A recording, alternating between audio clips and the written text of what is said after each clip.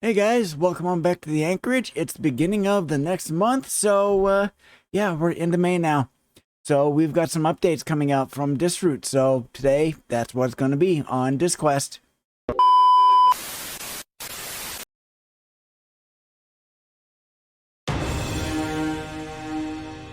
All right, so welcome on back, and yeah, it's going to be the next bit of updates from Disroot. So we've got Disroot maintenance going on for the month of May.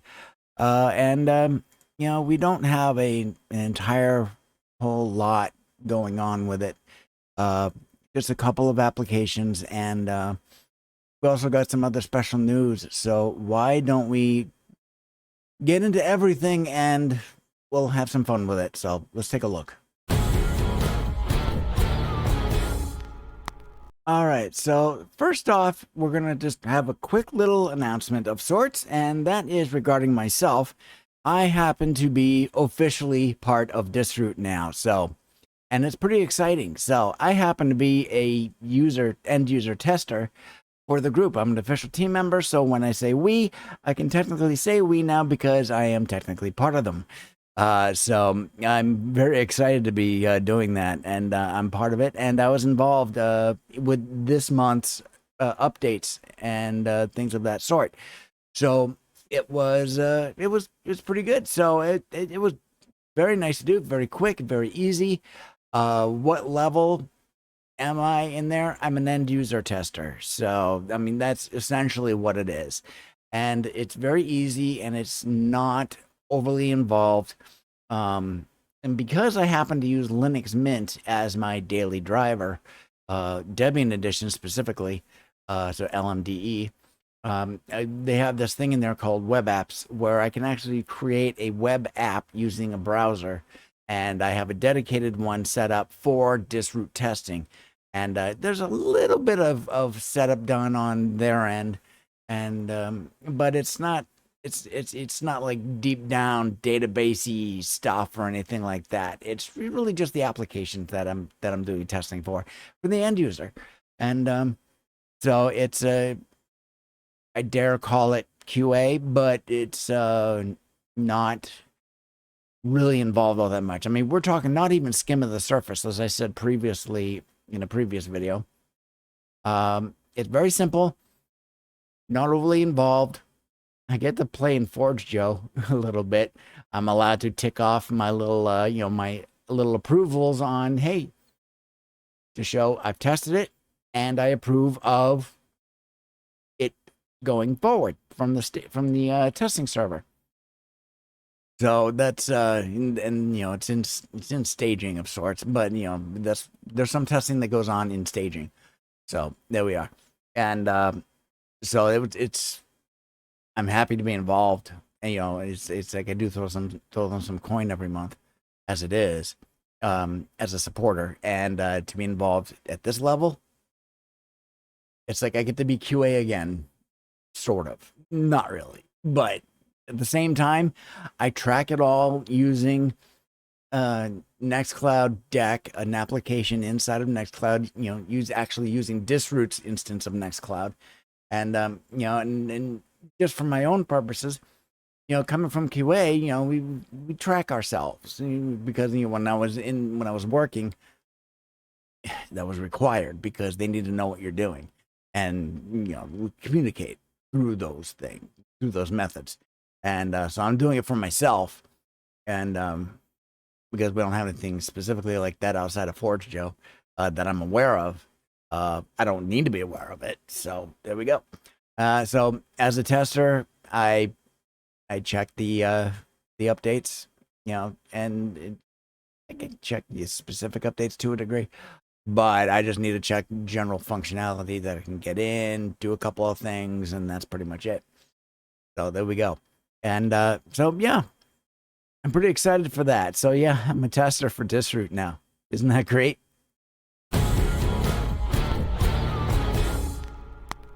All right, so let's get into what the updates are for this month. So the first one right off the bat is that Forge Joe, which is Disroot's Git solution, has been updated to 15.01. So what was involved with that? Well, the updates are, and I'm reading it directly from the Disroot social media post. When creating an access token, it's now possible to restrict the new access token to a specific list of repositories.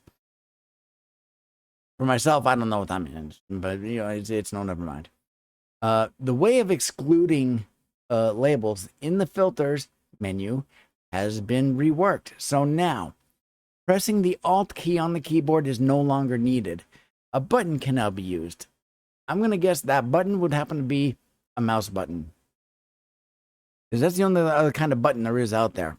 There's other keyboard buttons, but, I'm going to assume that, the message I'm receiving from that particular statement is that it can be a mouse button. But, correct me if I'm wrong. That's okay. And they've got, let's see, they've got more details, and they've got links to 3 different locations. So if you want to do that, you can just go out to fe.disroot.org and, at disroot at nixnet.social. Find that out.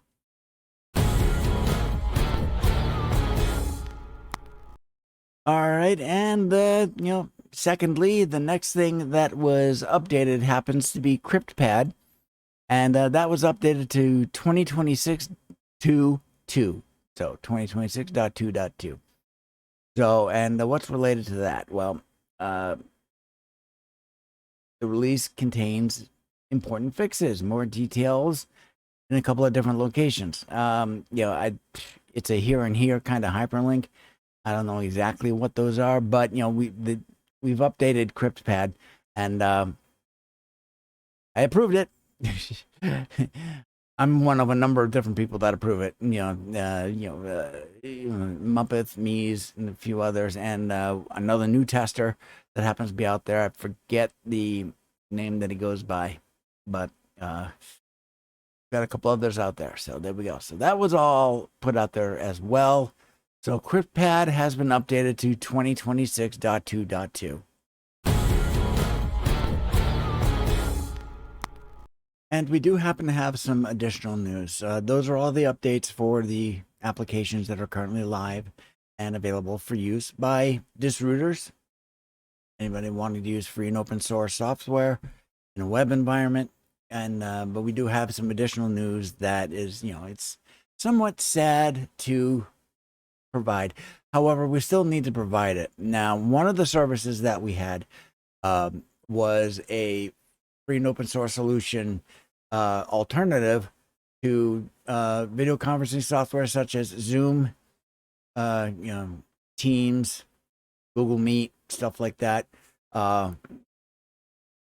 It happens to be Jitsi, and those of us over on Switch to Linux, myself included, happen to use Jitsi every week for our weekly meetings. Tom self-hosts it on his own software, his own hardware that he's got, that he's renting, or I don't know the specifics, but he provides us with his own Jitsi instance. And Disroot has had a Jitsi instance for a number of years now as a solution. It's free, open source, anybody could use it, things of that sort. But sadly enough, it's happening to be shut down. So why is it being shut down? Well, according to the post out on Disroot on the Fediverse, as it's going on, and they say, due to serious service abuse and inability to moderate essentially login free public audio video streaming platform, we have been forced to make the decision to shut down this instance. It's a shame that a bunch of jerks are capable to ruin good video conference alternatives to Zoom. So from now on, we are planning to focus on Nextcloud Talk service we also provide, which allows similar set of functionality but requires a login. Please check this page for more information, and this page is hyperlinked, and it actually goes out to the Nextcloud page. If I remember correctly, I'd have to switch that over. come over and hover over it, and yeah, it goes to the Nextcloud page and describes everything from there. So, yeah, you know, Jitsi is what I believe to be the best solution for those who don't want to be inside the ecosystems of Microsoft, Google, Zoom, and all those other folks, because the stuff is trackable, and folks can be spied on, espionage, things of that sort. And this is providing something that's a little more, it's a little more open, and it was something that Disroot believed could be provided, and and not require a login. And those of us in the know happen to know them a little more specific to it. I mean, the guys at Disroot themselves, they know the specifics. Folks like myself kind of do, but even then, it's severely limited. All I know is that it's been ruined by a bunch of jerks, and one of our options was to turn Jitsi into something we required a login. But we already have another solution, which is through Nextcloud Talk. And Nextcloud itself requires a Disroot account /login in order to use. So they can keep a better eye on it and things of that sort. And by requiring a login, a lot of the bad actors aren't going to go for that. They just want something they can just go in and use. My advice to them is self-host it your damn self.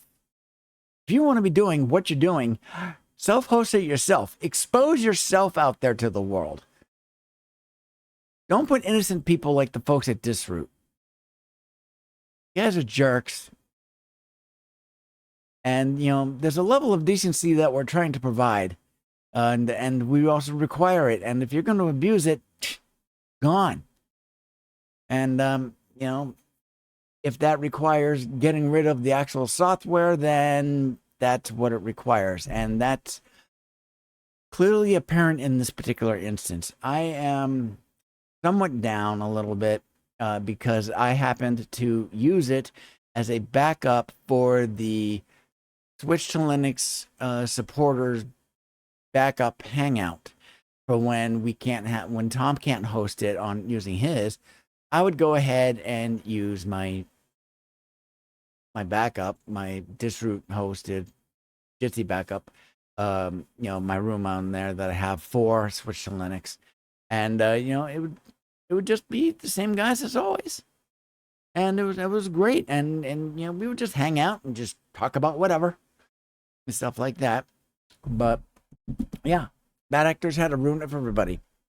So that is very unfortunate, and I'm a little bummed out, but at the same time, got an alternative, and that's using Nextcloud Talk. Thank you, Disroot.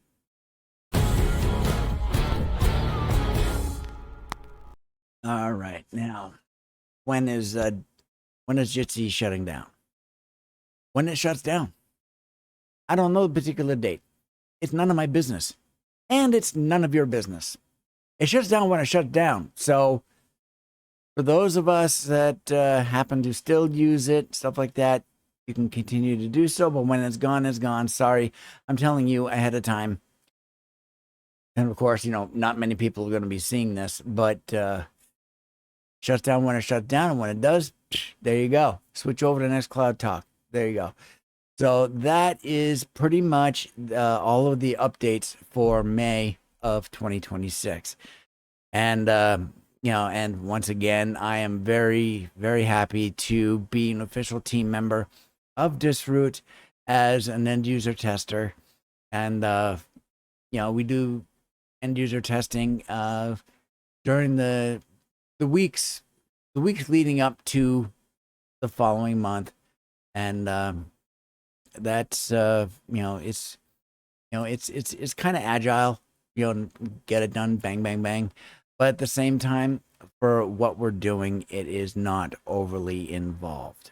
So I'm very happy to be part of the team, And thank you very much to Muppet for inviting me to become a tester. It made me sit back and really kind of think a little bit. And from the descriptions you gave me and from the documentation that I looked at, yeah, it's not overly involved and something I can certainly spend an hour a month doing. Can I spend a little more time on that? Sure, I could, but it's like not even an hour. It's like sometimes not, like this one didn't even happen to be 30 minutes. So all the time that I spent was getting myself set up and getting my web app set up and everything of that sort. And there we go. So we are going to end this video here, and we'll catch you again next month on the next bunch of updates. So thank you very much. Skál, and we'll talk to you later. Oh, right, I forgot. Just one quick little side update type of thing about something about myself regarding these border graphics. I have, before I was using them strictly off of the Windows box, and they technically still kind of are.